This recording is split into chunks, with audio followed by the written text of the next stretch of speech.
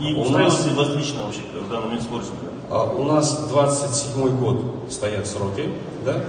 Я тоже, как и вы, сталкиваюсь с проблемой связи. Особенно, я заметил такую проблему, что Wi-Fi сети в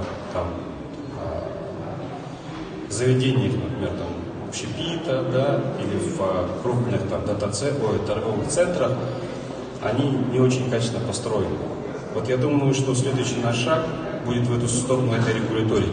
Сейчас, опять же, в рамках законопроекта мы будем обязывать крупные торговые бизнес-центры обеспечивать Wi-Fi сети, да, чтобы они уже была проведена волоконно-оптическая линия связи, построена Wi-Fi сеть, и мы будем вот это качество тоже начнем контролировать.